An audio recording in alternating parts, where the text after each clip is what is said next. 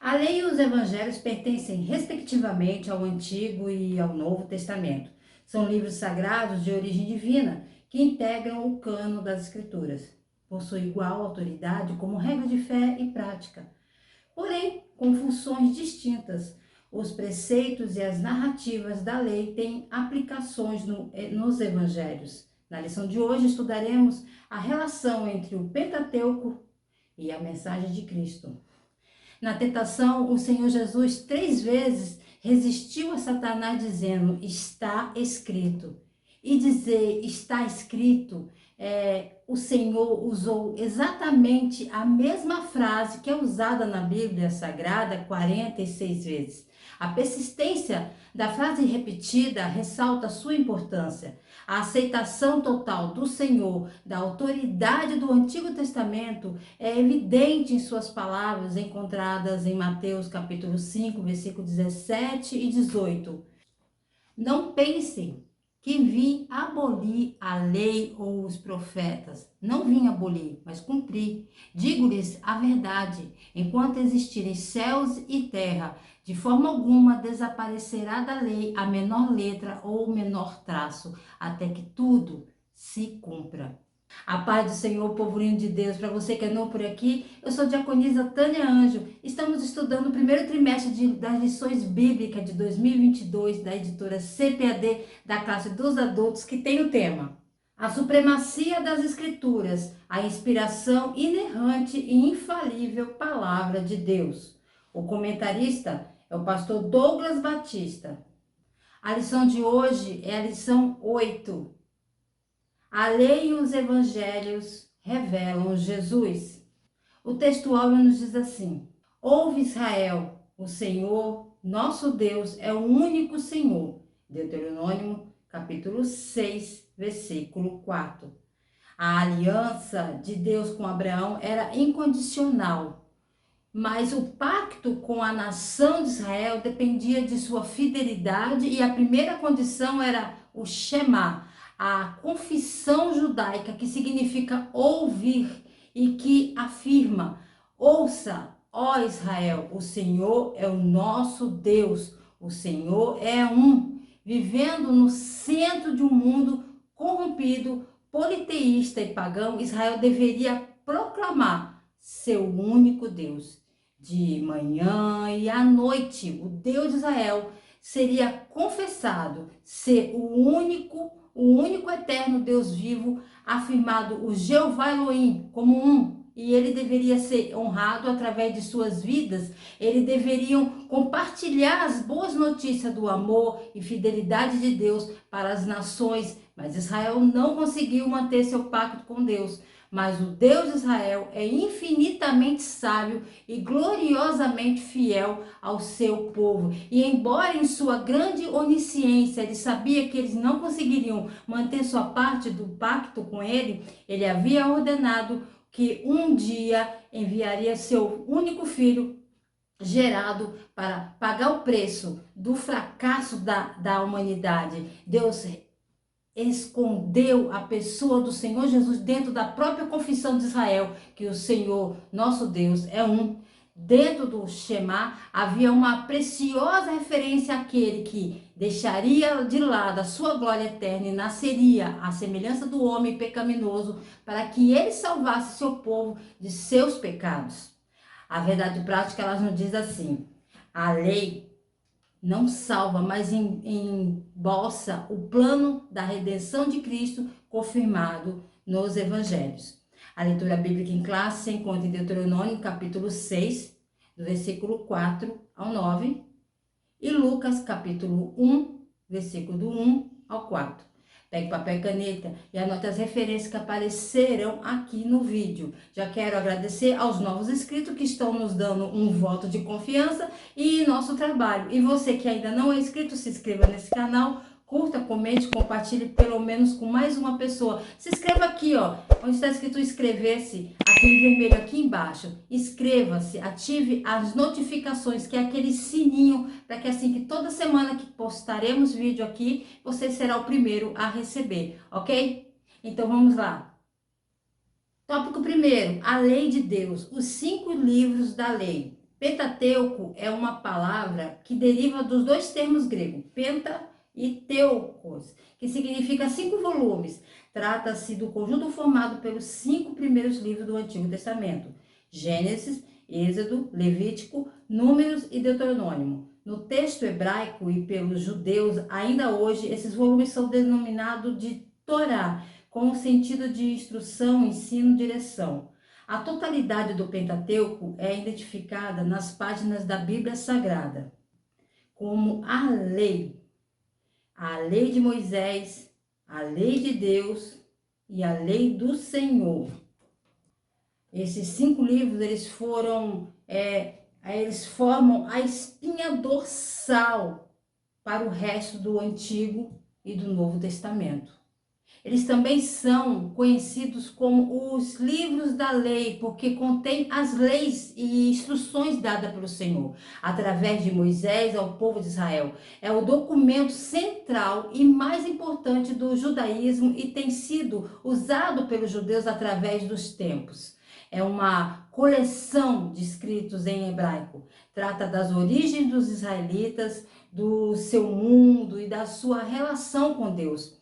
A Torá também é um conjunto de ensinamentos e explica as obrigações e leis morais e religiosas que também formam uma origem da história judaica. Esses livros foram escritos por Moisés, exceto pela última parte, é lógico, de Deuteronômio, porque conta sobre a morte de Moisés. Esses 5 livros estabelecem as bases para a vinda de Cristo, em que aqui Deus escolhe e traz para ser a nação de Israel. Como povo escolhido por Deus, Israel tornou-se os guardiões do Antigo Testamento, os beneficiários dos pactos de promessa e o canal do Messias. A grandeza da lei.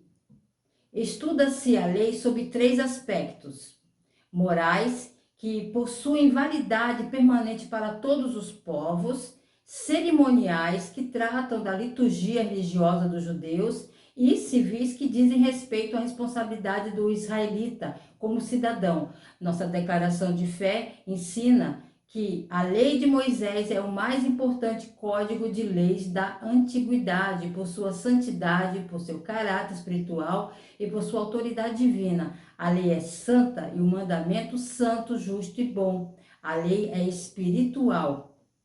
Contudo, enfatiza o documento doutrinário que a grandeza da lei vai além de tudo isso, pois nela Deus esboça o plano da redenção humana em Cristo, porque o fim da lei é Cristo para a justiça de todo aquele que crê. A antiga aliança refere-se especificamente à aliança mosaica, que Deus fez com Israel quando os formou como uma teocracia. O primeiro pacto centrado do povo de Deus como uma nação étnica e física.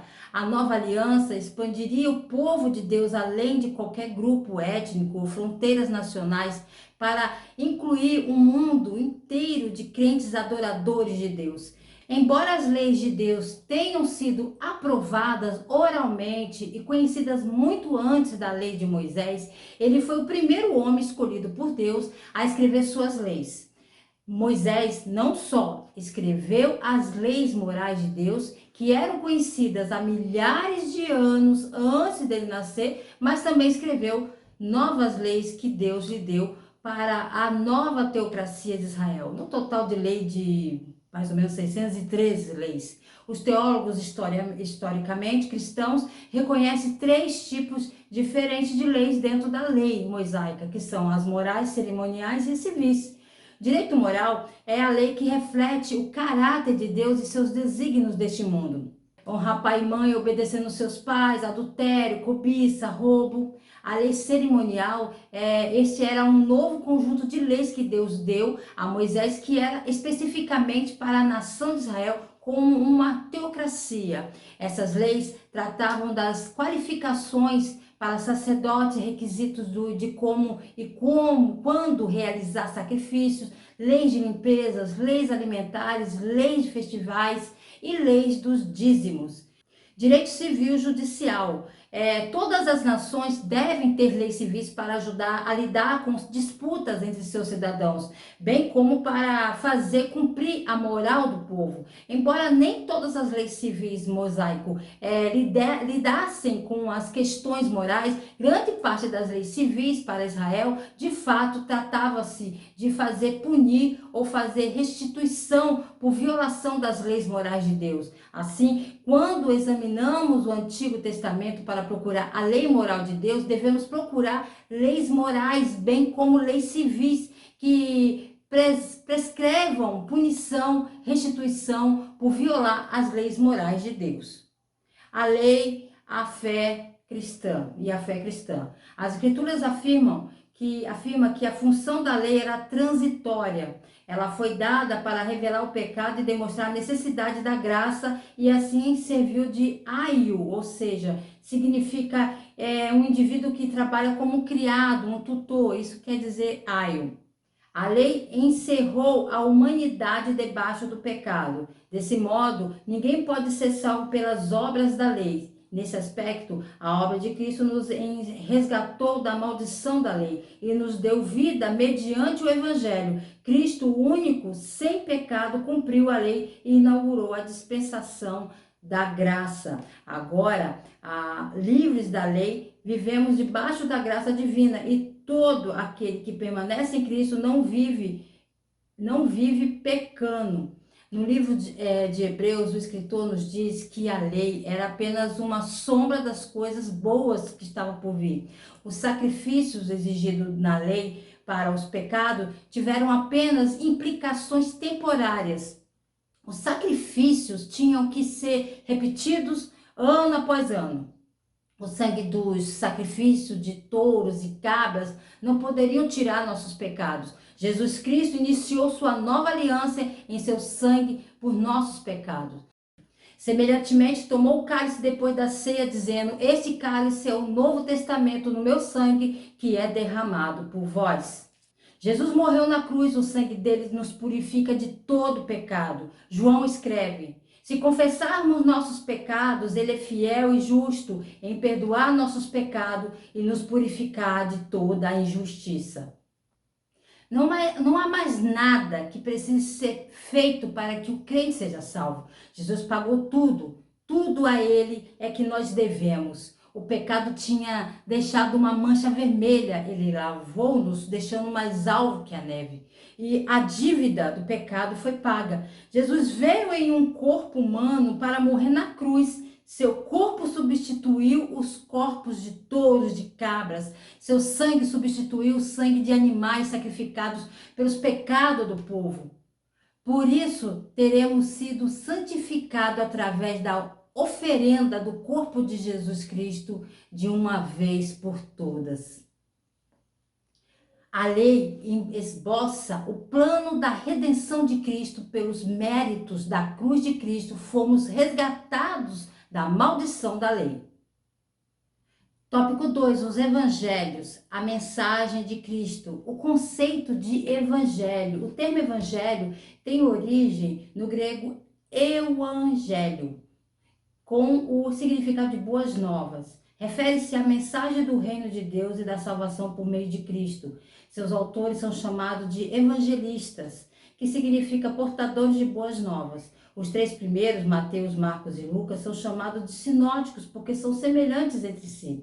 Os sinóticos registram especialmente o ministério de Jesus na Galileia.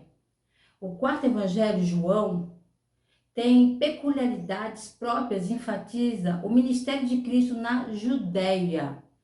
Ressalta-se que, embora retratada de modo distinto, a mensagem dos evangelhos é única.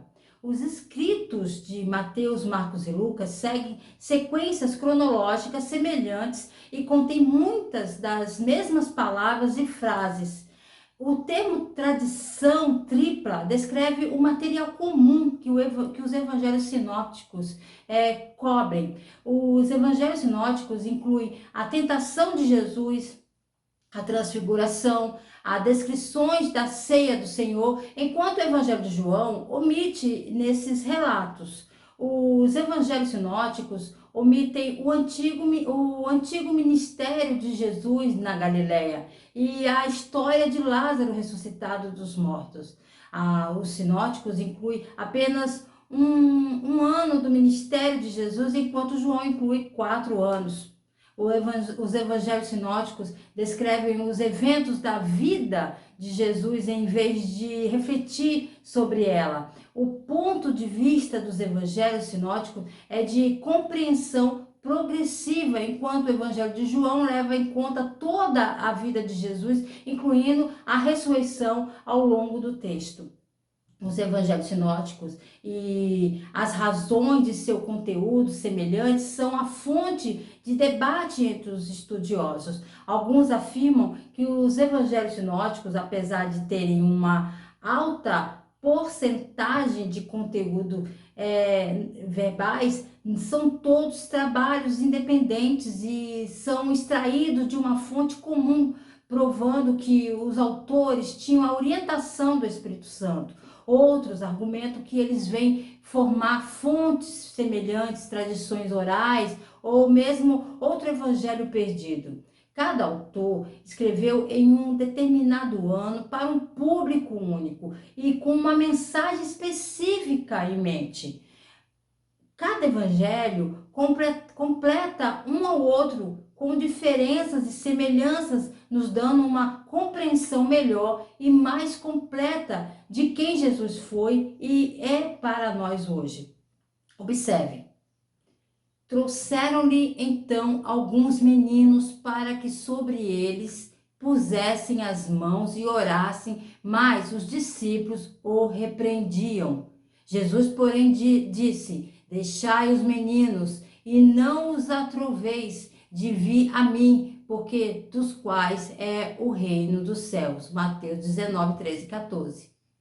E traziam-lhe meninos que lhe tocassem, mas os discípulos repreendiam aos que lhe traziam. Jesus, porém, vendo isso, indignou-se e disse-lhe: deixai vir os meninos a mim e não os impeçais, porque dos tais é o reino de Deus. Marcos 10, 13 e 14.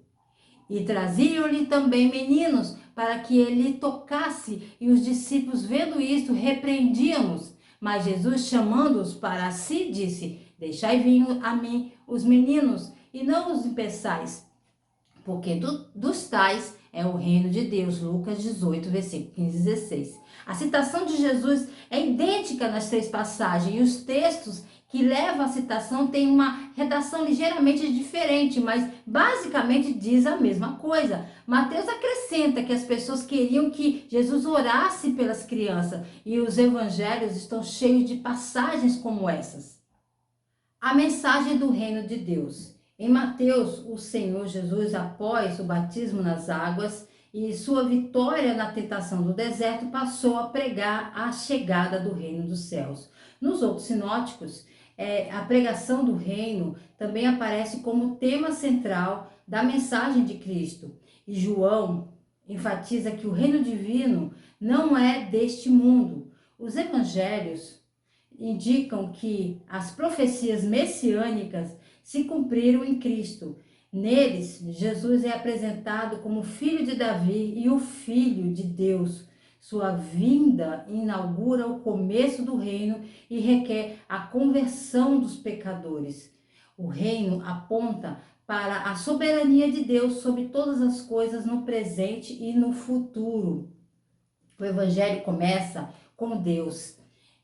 Ele deu o primeiro passo, e se ele não fizesse o primeiro movimento, nós não fazeríamos nenhum movimento.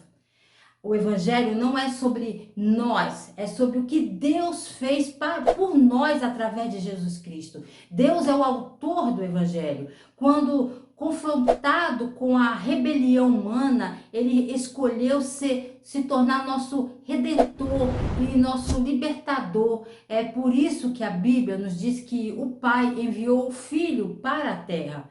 Não é como se um comitê de humanos pedisse a Deus que enviasse Jesus para a terra. Isso foi inteiramente obra de Deus. Além disso, o que sabemos sobre o Evangelho vem do próprio Deus. Sabemos o que sabemos porque Ele nos disse em sua palavra. A verdade do evangelho não depende da igreja ou da tradição humana ou de qualquer denominação peculiar. Portanto, baseamos o que dizemos sobre a autoridade da palavra de Deus e negamos que haja qualquer evangelho diferente daquele revelado no Novo Testamento. A mensagem da salvação. Nos evangelhos, Jesus é identificado por 3 títulos principais: Salvador, Cristo e Senhor. Mateus registra que ele veio para salvar o povo dos pecados. Marcos afirma que é preciso crer em Cristo para ser salvo. Lucas assevera que ele veio salvar o que estava perdido. João esclarece que ele é o Salvador do mundo. Por isso, a mensagem da salvação é um ato do amor, da graça divina pelos méritos de Cristo. Os elementos dessa salvação incluem fé no sacrifício de Cristo, arrependimento de pecados e novo nascimento. Nesse sentido, Cristo declarou: aquele que crê em mim tem a vida eterna. É importante lembrar, irmãos, que Mateus, Marcos, Lucas e João escreveram os seus evangelhos inspirados pelo Espírito Santo. Essa é a principal razão pela qual podemos ter certeza de que os evangelhos são relatos harmoniosos, consistentes e não contraditórios. De acordo com o projeto de Deus, cada escritor apresentou Jesus de uma maneira diferente, isto é, para nosso benefício, que possamos entender melhor a realização das profecias de Jesus, seu grande amor por nós, sua humilde submissão à vontade de seu Pai e sua humanidade e sua divindade. O Evangelho de Mateus, ele apresenta Jesus como o Messias prometido, o Rei vindouro. O Evangelho de Mateus é muito judeu em suas mensagens, revelando Jesus como a estrela que seria de Jacó, o cetro que sairia de Israel e aquele que se sentaria no trono de Davi. O Evangelho faz grande revelação do reino que está por vir. Em Mateus, a genealogia de Jesus é registrada de Abraão a José, tornando Jesus o herdeiro legal do trono de Davi. O símbolo do Evangelho de Mateus é o leão, o rei da selva, apresentando o leão, o rei dos judeus. Primeiro milagre, um leproso limpo. O livro termina com a ressurreição. O Evangelho de Marcos, ele apresenta Jesus como o servo sofredor, que profetizou que foi profetizado em Isaías 53. Jesus se humilhou e veio fazer a vontade de seu Pai e revelar o incrível amor e a graça de Deus. Isso é claramente visto nas próprias palavras de Jesus. Para mesmo o Filho do Homem não veio para ser servido, mas para servir e para dar a sua vida em resgate de muitos. Não há genealogia registrada no Evangelho de Marcos, porque a genealogia de um servo era insignificante e não merecia ser registrada. O símbolo do Evangelho de Marcos é o boi, um animal de carga, representando o pecado de Jesus, que Jesus assumiu sobre si mesmo. O primeiro milagre é um demônio que foi expulso. O livro termina com a ascensão de Jesus no céu. O Evangelho de Lucas, ele apresenta Jesus como Filho do Homem, um título messiânico da profecia de Daniel, e como filho de Davi. Lucas se concentra na humanidade de Jesus e detalha lindamente o anúncio de sua vinda, da sua encarnação e seu nascimento. Lucas é o único evangelho que dá um vislumbre dos anos de infância de Jesus. A genealogia em Lucas começa com José como marido de Maria e traça a ancestralidade de Jesus através da linhagem de Maria, desde a linhagem de Davi, tornando Jesus o herdeiro biológico do trono de Davi e de todo o caminho de volta para o primeiro homem, Adão. O símbolo do Evangelho de Lucas é um homem representando a encarnação de Jesus em forma humana. Primeiro milagre, um demônio expulso. O livro termina com a promessa do Espírito Santo e continua em Atos. O Evangelho de João, ele apresenta Jesus como o Filho de Deus, a segunda pessoa da Trindade, coigual, coeterno com o Pai e o Espírito Santo. O registro de João é lindo em revelar a divindade de Jesus. A genealogia que João grava é curta, mas completa na gravação de Jesus coexistente com Deus, o Pai, e de ser eterno. João 1, versículo 1, no início era a palavra, e a palavra estava com Deus, e a palavra era Deus. João, evangelho é glorioso de revelar a riqueza de nossa salvação. O símbolo do evangelho de João é uma águia, representando uma majestade que está acima de nossa terra. Primeiro milagre, a água virou vinho. O livro termina com a promessa de retorno de Jesus, que é profetizado na escrita posterior de João do livro do Apocalipse. Com todos os 4 evangelhos, temos uma compreensão clara e precisa de quem Jesus é, o que Jesus fez e o que ele continua a fazer. Os evangelhos são as boas novas que proclamam o reino de Deus e a mensagem de salvação em Jesus Cristo. Tópico 3, uma mensagem transformadora, a transformação do caráter. O caráter é definido como a maneira própria de cada pessoa agir e expressar-se. Na lei, o decálogo, ou os 10 mandamentos, apresenta as orientações básicas para o modo de viver dos israelitas. Esses princípios também são aplicados nos evangelhos, exceto a guarda do sábado. Contudo, a mera observância de códigos não podem salvar ninguém. Somente a graça divina é capaz de transformar o caráter humano por meio da ação do Espírito Santo e da obediência ao Evangelho. O homem pode compartilhar a natureza do caráter de Deus. Desse modo, a mensagem do Evangelho de Cristo produz substancial mudança no caráter do cristão. Não importa qual a raça, ou idade, gênero, ou herança, nacionalidade, ou língua, educação, inteligência, cor, etnia, o Evangelho de Cristo é para qualquer um e para todos. Os que acreditam estão posicionalmente em Cristo pela fé. Todos têm a oportunidade de se tornar uma pessoa completamente nova, com uma nova natureza, uma nova vida. Pela fé, nos tornamos parte da nova criação de Deus. A oportunidade de nascer do Espírito de Deus, lavado do sangue de Cristo e tornar-se um membro do seu corpo está disponível para todos. O desenvolvimento do fruto do Espírito, que é o amor, a alegria, a paz, a paciência, a bondade, a benignidade, a fidelidade, a mansidão, que é gentileza, né?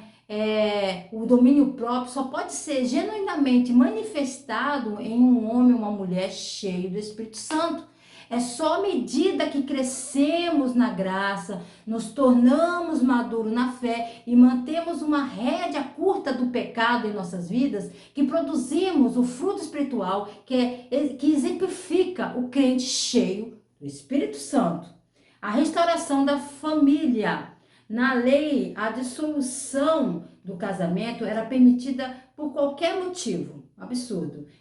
Essa concessão banalizava a união conjugal e provocava rupturas na família. Nos evangelhos, Cristo ensina que o propósito divino para o casamento é a união indissolúvel entre homem e mulher.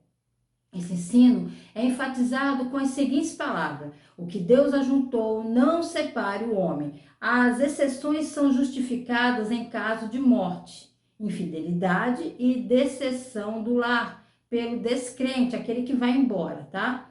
E mesmo nas situações de traição e abandono, a mensagem cristã apresenta o perdão e a reconciliação como atitudes preferíveis.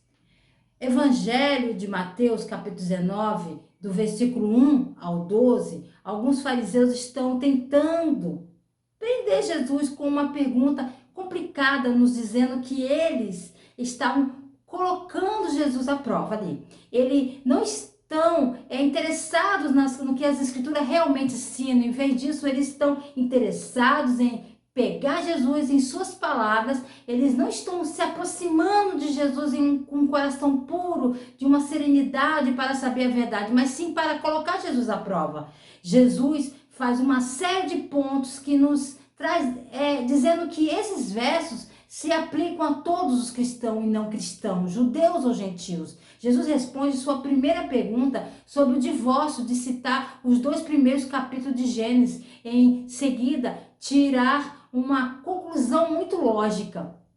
Se Deus criou 2 gêneros em um homem, deixar pai e mãe e pegasse a sua nova esposa e com tal esse tornar uma carne, o divórcio não é permitido para todas as causas. Ao citar Gênesis, Jesus fez questão de que o projeto original de Deus para o casamento não mudou e que o ensino de Gênesis 2:24 ainda é válido. E vendo que tal comando foi dado antes da formação da raça judaica, ou cristãos e não cristãos, Jesus só reforçou esse último ponto quando, depois de quererem ir para Deuteronômio 24, ele apontou que Deuteronômio 24 nunca foi uma luz verde para o divórcio. Isso deveria ter sido óbvio, vendo que o mesmo pacto que continua em Deuteronômio 24, do 1 a 4, também continua em Malaquias 2,16, em que Deus diz enfaticamente: eu odeio o divórcio. Jesus então diz: mas desde o início não tem sido assim? Desde o início, isso significa de Gênesis 2:24 ainda é a vontade de Deus sobre o casamento. Casamentos estão falhando. A taxa de divórcio em muitos países está chegando a 50%. As crianças estão abandonadas, estão abandonando também a fé.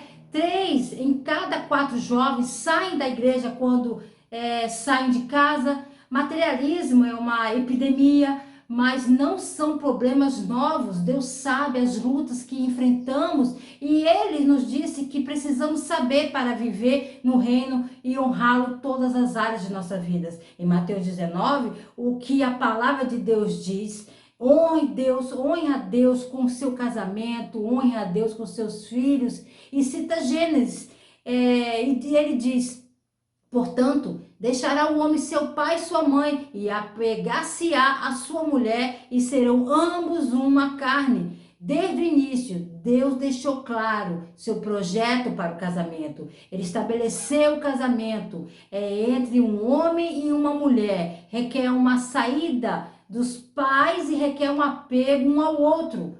E citar Gênesis, Jesus mostra que este não é um princípio cultural, não é um princípio que muda para tempos diferentes ou lugares diferentes. É uma regra universal, enraizada na própria criação, onde Deus revelou seu plano perfeito para o casamento.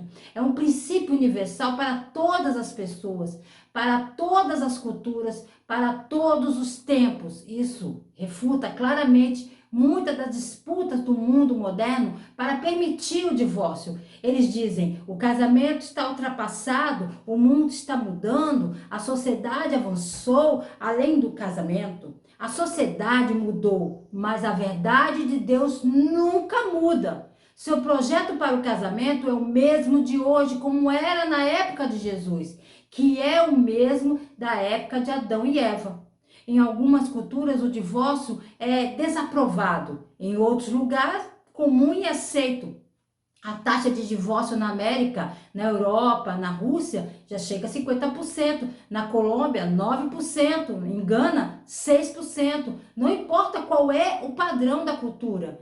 Temos um Senhor e vivemos por uma verdade absoluta que podemos encontrar em suas palavras. A verdade é que o divórcio é um tema que afetou quase todos nós de alguma forma. Muitos de nós temos amigos e familiares divorciados. Alguns de nós se divorciaram. Alguns de nós estamos divorciados. Não foi diferente na época de Jesus. Os casamentos vêm sofrendo desde muito tempo em que Deus criou o casamento.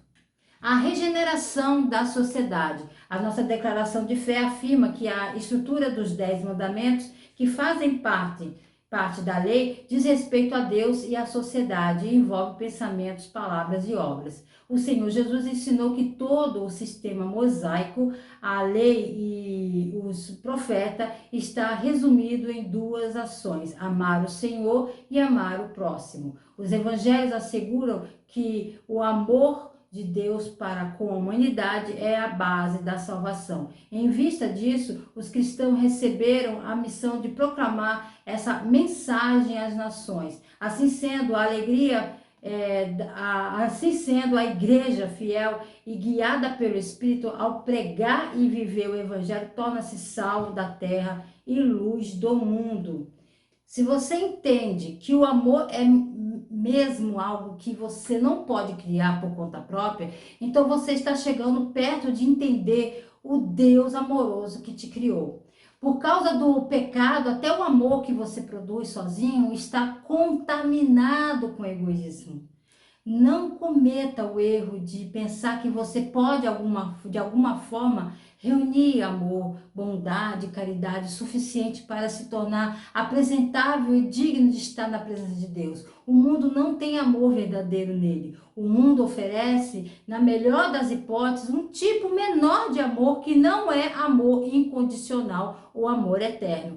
O mundo não oferece um amor que seja verdadeiro, nem enraizado em qualquer base sólida. O mundo tem condições de amor que, no final, não são realmente o tipo de amor que as pessoas precisam. As pessoas precisam de amor e que o amor precisa estar enraizado na bondade, compaixão e na verdade. É somente por ter o Espírito Santo em nós e trabalhar através de nós que podemos esperar amar do jeito que Deus quer que amemos. É pela fé em Deus, fornecendo o dom do Espírito Santo para nos levar a essa verdadeira relação amorosa com Deus e com o nosso semelhante. O mesmo amor que Jesus tinha por seu Pai e por nós, essa fé é o que pode nos fazer trazer purificados aos olhos de Deus. A observância dos preceitos da lei não salva, mas por meio da ação do Espírito, a observância ao Evangelho muda as vidas. Conclusão na revista. A função da lei era transitória, ela revela o pecado, mas também aponta ao plano da salvação em Cristo. O Senhor Jesus nos libertou da condenação da lei. Nos Evangelhos, as boas novas dessa salvação estão reveladas. Em suma, as obras da lei não justificam, mas pela graça somos salvos por meio do arrependimento e da fé em Jesus Cristo. Uma das últimas palavras proferidas por Jesus na cruz foi estar consumados em João capítulo 19, versículo 30. É uma das mais importantes e pungentes. A palavra está consumado são encontradas apenas em João 19:30. A palavra grega traduzida está acabado é testelestais, é um termo contábil que significa pago integralmente. Jesus é o cumprimento da profecia. Quando Jesus disse está consumado, ele trouxe a conclusão de todas as profecias, tudo que havia sido profetizado no Antigo Testamento, símbolos e prenúncios sobre si mesmo. Do início de Gênesis até o fim de Malaquias, há 300 profecias detalhadas sobre o ungido, um Jesus que são cumpridas por ele. Da semente que esmagaria a cabeça da serpente, servo sofredor, até a previsão do mensageiro do Senhor foi cumprida por João Batista, que prepararia o caminho para Jesus. Todas as profecias foram cumpridas e terminadas na vida, ministério e morte do nosso Senhor Jesus.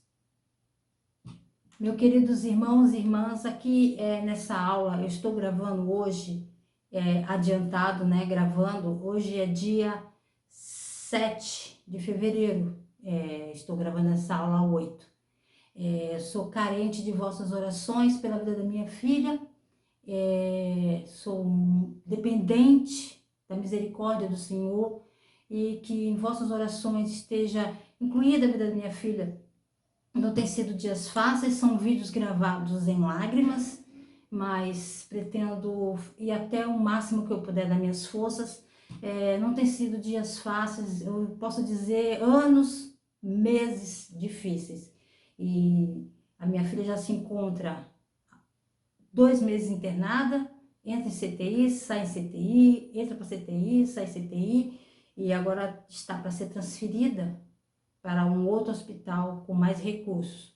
Sou carente de vossas orações. Eu sei que muitas das vezes nós gravamos vídeos, nos esforçamos, as pessoas não têm noção das dificuldades que são essas aulas para nós que temos nossos problemas pessoais, mas que está acima, acima de tudo está a obra de Deus, que não pode parar, que sofra eu, mas não a obra do Senhor. Mas eu sou carente da cobertura das orações de vocês, que têm seguido esse canal e que têm ido até o fim ver esse vídeo. Muitas vezes as pessoas começam até um pedaço ou estão interessadas nos slides, mas não assistem às nossas aulas. Mas eu sou muito carente de vossas orações. Você que chega até aqui, até o final, não esqueça de orar pela minha filha Beatriz Caroline, que Deus haja com a sua infinita misericórdia, que opere em sua vida e que nos dê graça e força cada dia mais, amém? Se Jesus não voltar, estarei de volta aqui a mais um Resumo EBD. A paz do Senhor a todos.